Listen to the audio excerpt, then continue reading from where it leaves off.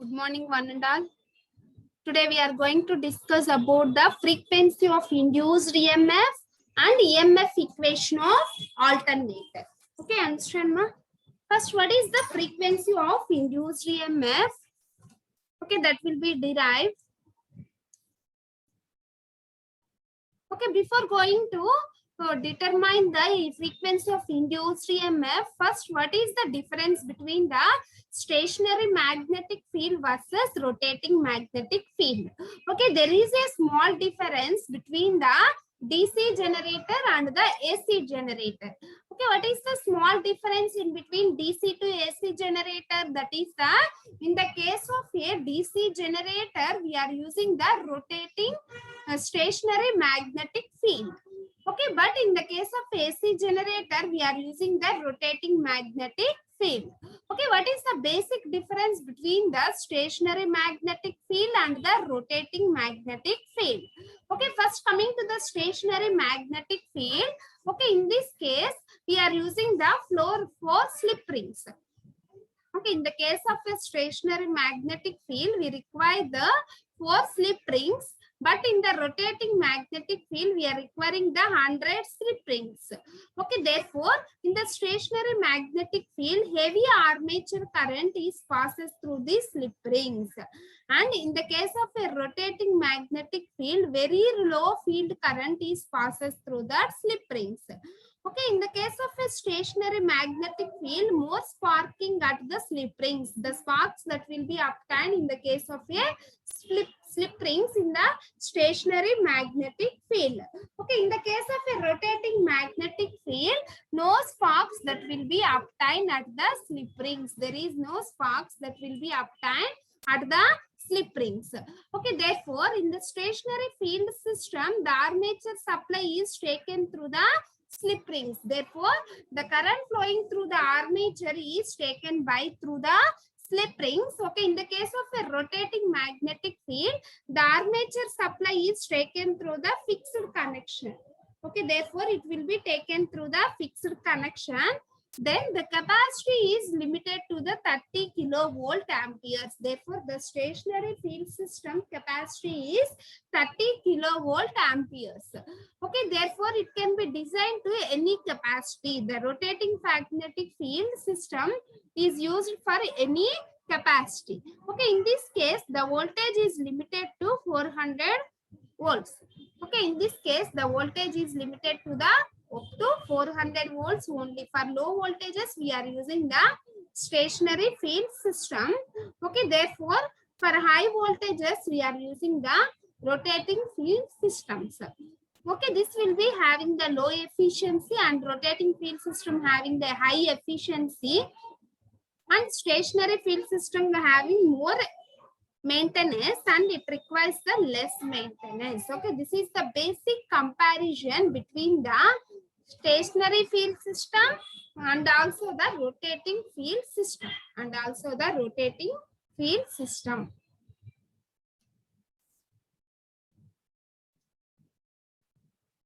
Okay, that is the basic comparison between the stationary magnetic field and the rotating magnetic field system.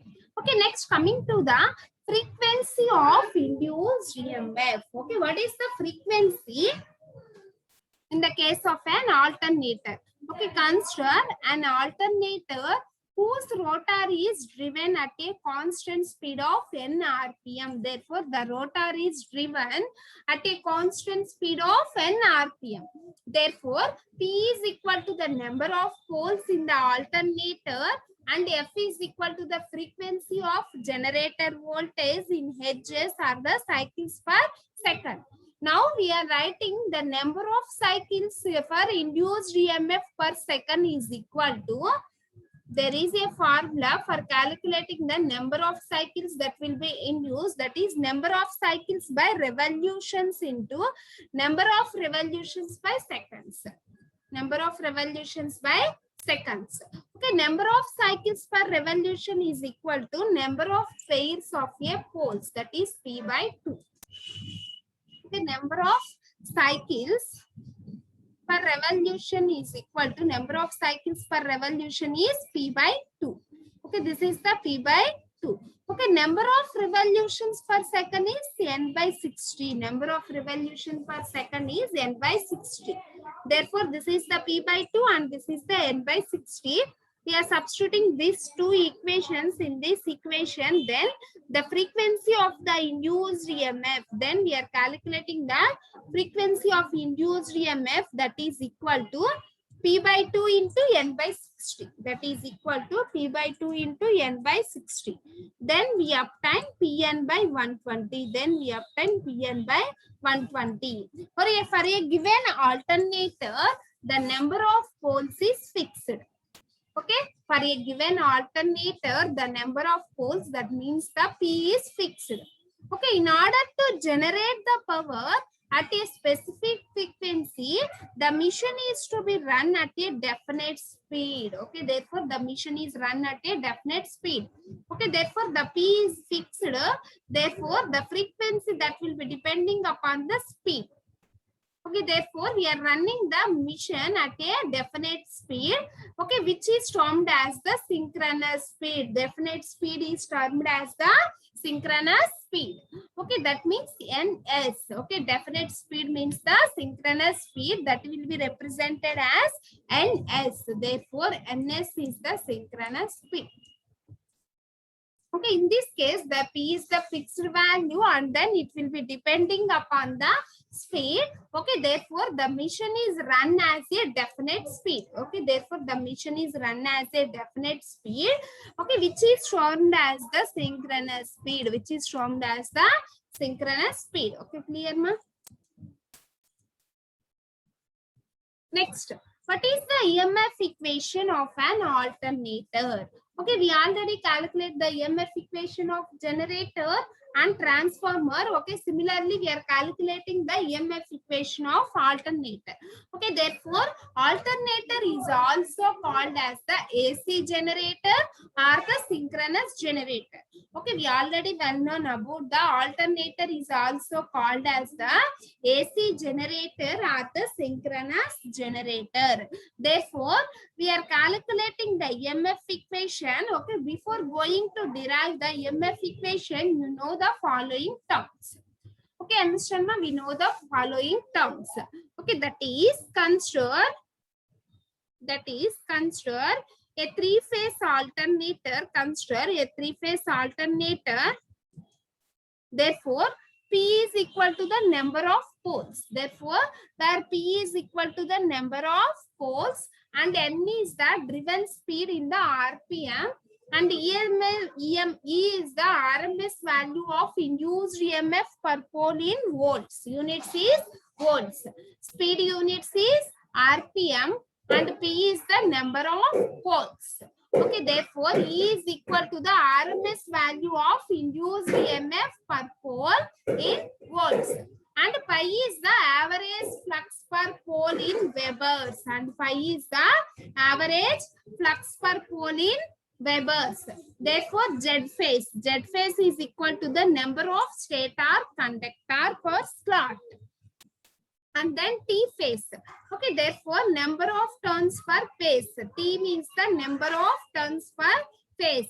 Therefore T phase is equal to Z phase by 2.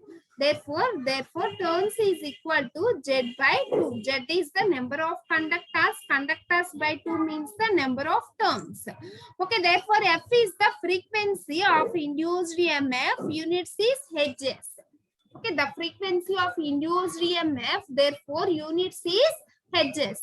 Okay, therefore the total flux cut per revolution by any one stator conductor is equal to P pi Webers. Therefore the total flux cut per revolution. Okay, for one revolution, how much amount of the flux that will be cut by the stator conductor? Okay, that will be equal to the P pi Webers. Okay, therefore how much amount of the flux that will be cut by that stator conductor means the P pi Webers, where P is the number of poles and pi is the flux. Where P is the number of poles and pi is the flux. Therefore the time taken for one revolution. Therefore the time taken for One revolution is the 1/n minutes. Okay, therefore the time taken for one revolution, that is the 1/n minutes, are 60/n seconds. The time taken for one revolution is 1/n minutes or 60/n seconds. Therefore, the rate of cutting of flux. Therefore, the rate of cutting of flux, that is the d phi by dt. Consider the rate of cutting of flux, that will be equal to the d phi by dt. Okay, in this case, d phi is the p pi. D phi means the p pi by dt. What is the time taken? That is 60/n seconds. Therefore, p pi by 60/n seconds. Therefore, the total cutting of flux, that will be equal to p pi by 60/n seconds. P pi by 60/n seconds. Then it will be equal to p pi n by, then that will be equal to p pi n by 60. Then that will be equal to p pi n by 60. Therefore, this will be equal to p pi n by 60 Webers per second. Webers per second. Therefore, F is equal to Pn by 120 and 2F is equal to Pn by 60. Therefore, F is equal to Pn by 120 and 2F is equal to Pn by 60. Then d phi by dt. Okay, what is the d phi by dt? Therefore, d phi by dt is equal to, therefore, d phi by dt means the rate of change of flux. D phi by dt is equal to p pi n by 60. D phi by dt equal to p pi n by 60. In this case, Pn by 60 is the 2F. Okay, in this case, Pn by 60 is equal to, Pn by 60 is equal to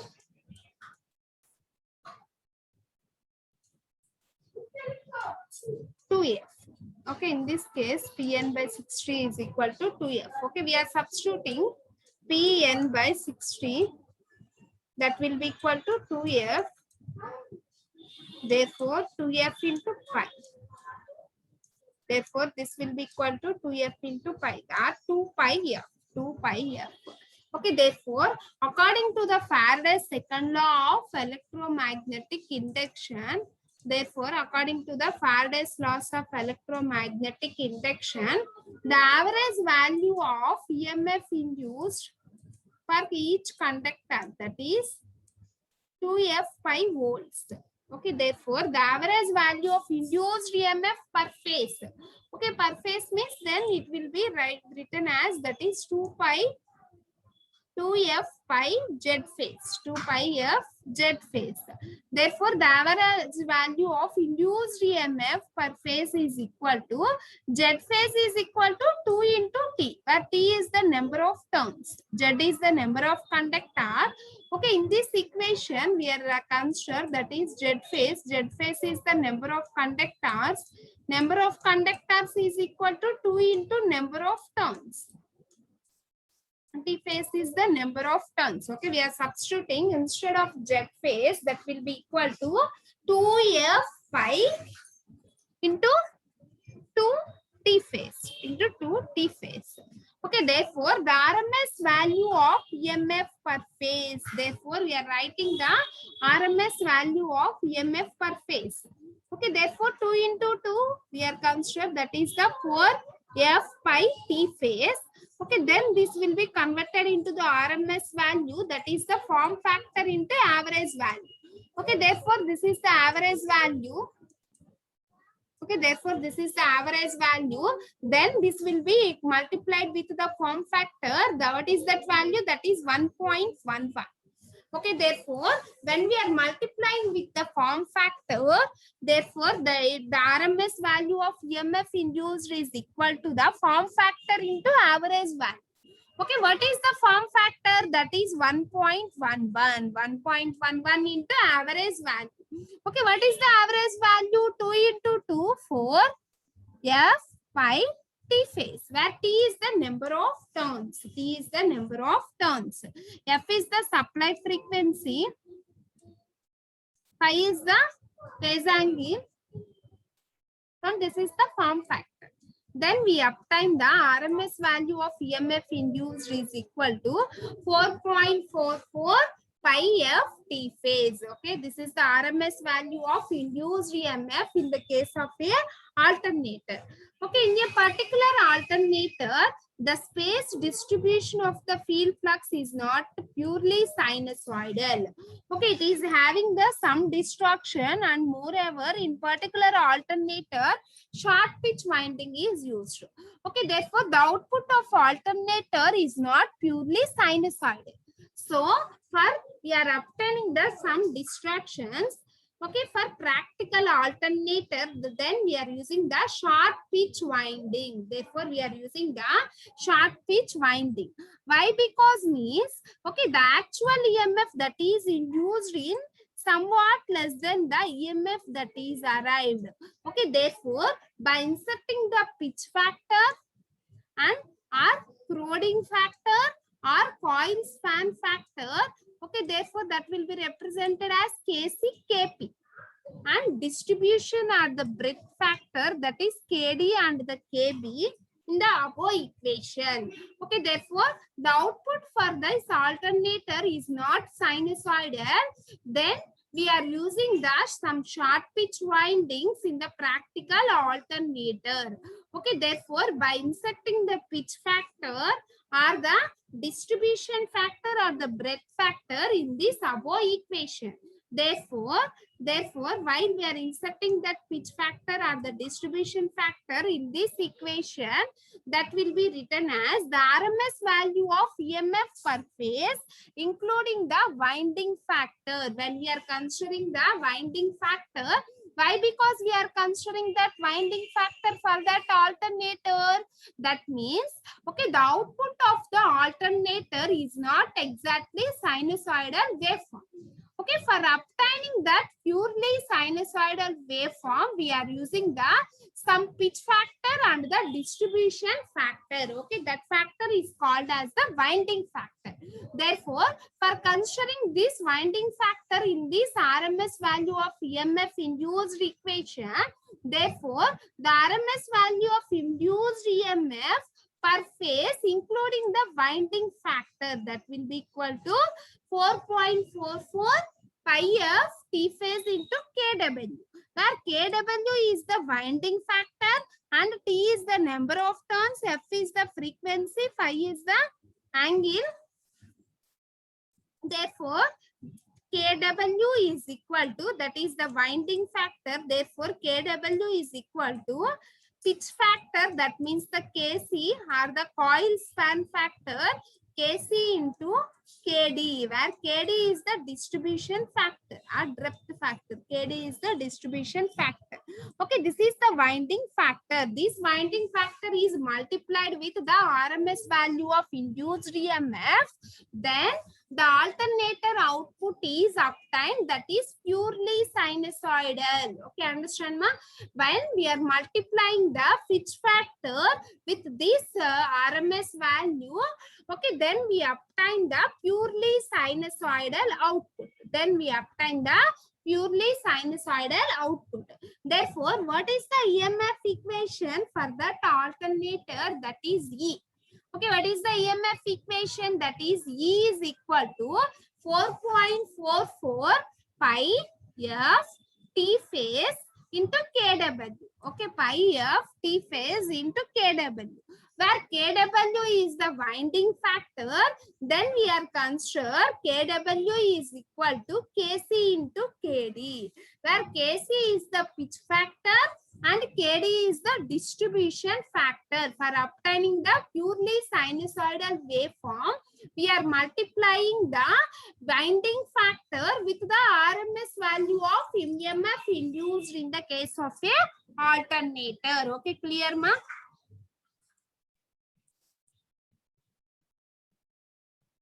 Okay, this is the EMF equation for the alternator. Okay, understand? That is 4.44 pi of T phase into kW or 4.44 pi of T phase into Kc into Kd. Okay, understand? Next, what is meant by the pitch factor? What is meant by the winding factor? What is meant by the coil span factor? Okay, that all terms are known as the winding terminology. That all terms are known as the winding terminology. Okay, in the case of a EMF equation, we are using the winding factor. Okay, that is Kw. Okay, in the case of a EMF equation, we are using the winding factor, that is the Kw. Okay, therefore, that is also called as the winding terminology. Okay, therefore, what is meant by the pole pitch? Okay, that is the distance between the two adjacent opposite main poles. Okay, we are using the 4-pole or the 2-pole mission.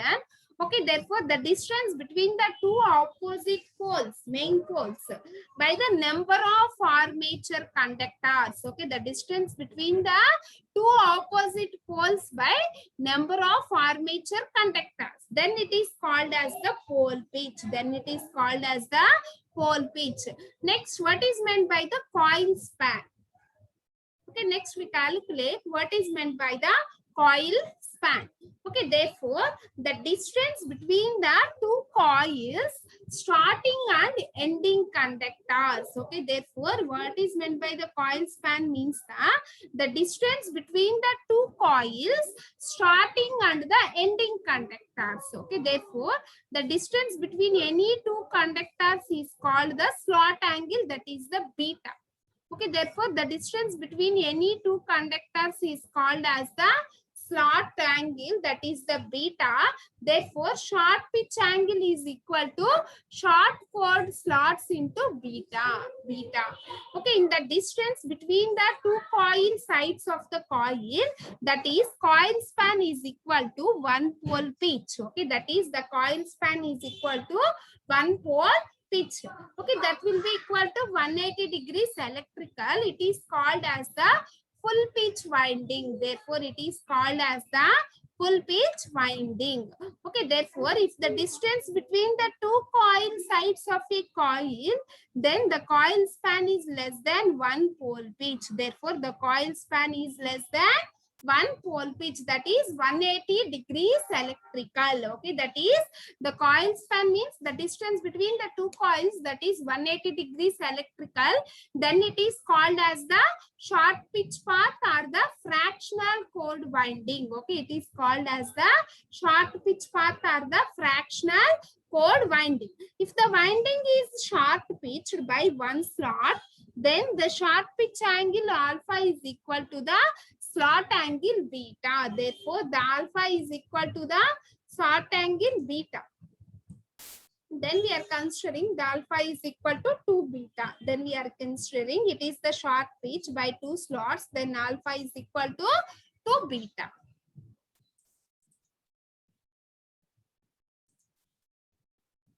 Okay, therefore, what is the pitch factor? Okay, it is also called as the Broding factor or the coil span factor.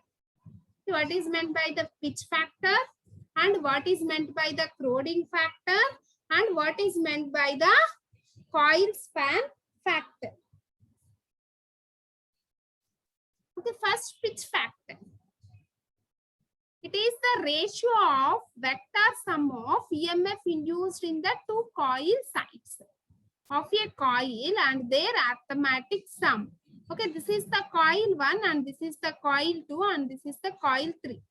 Okay, therefore, E in coil 1 and E in coil 2 and E in coil 3. Okay, this is the phase difference between the two induced EMF. Okay, therefore, this is the phase difference between the two induced EMFs.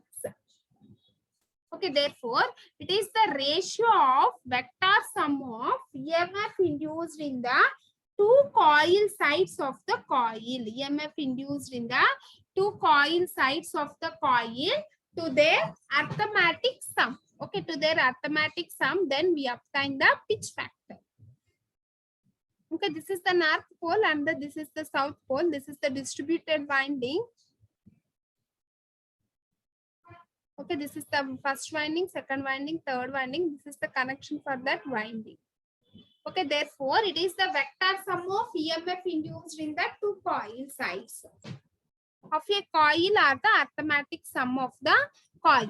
Therefore, how we will be calculated that Kc? Kc means the coil span factor or the pitch factor. Okay, Kc means the coil span factor or the pitch factor. Okay, understand, ma? Therefore, Kc. What is meant by the Kc? We are considering the one winding. Okay, therefore this is called as the full pitch winding and this is called as the short pitch winding. Okay, this is the full pitch winding and this is called as the short pitch winding. Therefore, each winding have displaced with the 180 electrical degrees. Okay, therefore, each winding has a displacement of 180 degrees electrical. Okay, this is the have a displacement of 180 degrees electrical. Therefore, what is the formula for the coil span factor or the pitch factor? That is Kc.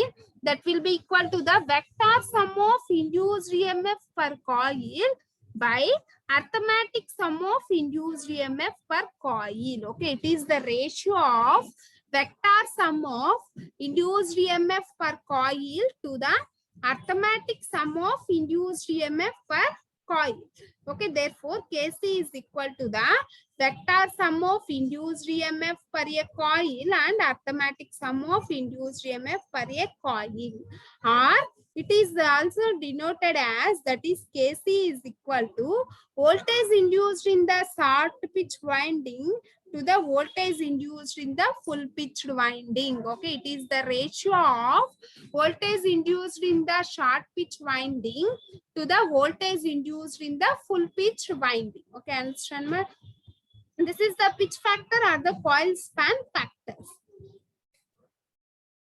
Okay, these are the some winding terminologies that will be used in the case of a windings. Okay, understand, ma? And this is the EMF equation for that alternator. Okay, therefore, what is the formula for the EMF equation for that alternator? That is 4.44 pi f T phase into kW, where kW is the winding factor. Then we are consider kW is equal to Kc into Kd. kW is the Kc into Kd, where Kc is the coil span factor. Okay, therefore, the formula for coil span factor, that is Kc equal to vector sum of induced EMF per coil to the arithmetic sum of induced EMF per coil. Okay, therefore, coil span factor, that is the Kc. Kc is the vector sum of induced EMF to the arithmetic sum of induced EMF per coil. Okay, therefore, Kc is equal to voltage induced in the short pitch winding to the voltage induced in the full pitch winding. Okay, it is called as the winding terminology definitions. And the EMF equation for that alternator, and this is the frequency equation for that alternator. So, can understand, ma? Clear?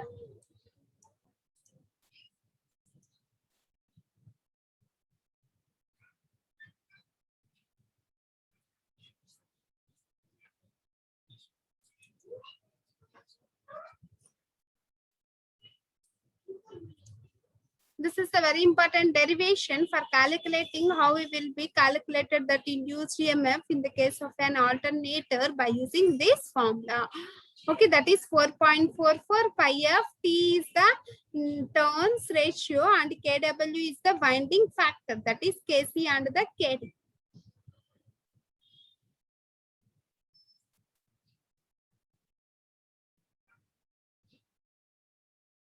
It is the ratio of vector sum of induced EMF to the arithmetic sum of induced EMF, that is called as the pitch factor or the coil span factor, that is Kc. Okay, in the next class we are discuss about the what is meant by the Kd and what is meant by the winding factors. Okay, that all will be discussed in the next class. Okay.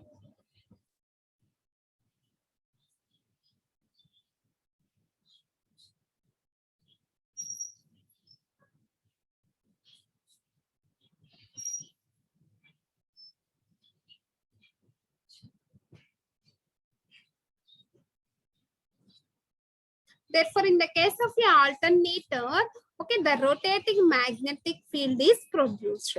Okay, what is the basic differentiation for that rotating magnetic field and stationary magnetic field means? These are the some differences between the stationary magnetic field and the rotating magnetic field. Okay, therefore, the stationary magnetic field is used in the case of a DC generator. Okay, therefore, the DC generators is used only for the low efficiencies and less voltage levels. Okay, that will be up to 400 volts, 440 volts. And the rotating magnetic field system that will be used in the case of a AC generator, that means the alternators. Okay, therefore, the alternators is used for high efficiency and also the higher ratings, that is up to 33 kilovolts. Okay, therefore, when we are using that rotating magnetic field in the system, okay, therefore the rotating magnetic field is placed in the rotor and the armature conductor that will be placed in the stator.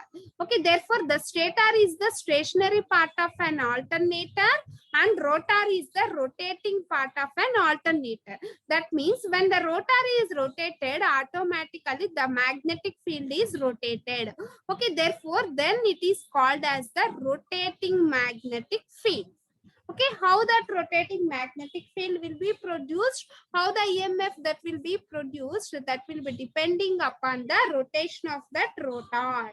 Okay, in the rotor conductors we are placing the magnetic field. Okay, if the rotor conductors are rotated, then automatically the field is also rotated. Okay, therefore it is called as the rotating magnetic field. Okay, understand, ma'am?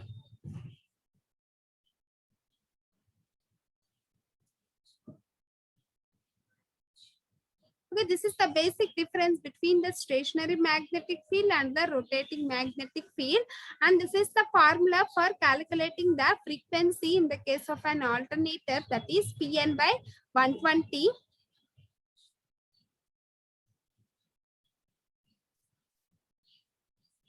This is the EMF equation for the alternator, that is 4.44 pi f T phase into kW, where kW is the Kc and the Kd, where Kc is the coil span factor or the pitch factor. Okay, it is the ratio of vector sum of EMF induced in the coil to the arithmetic sum of EMF induced per coil. Okay, understand? Okay, thank you. We continue in the next class.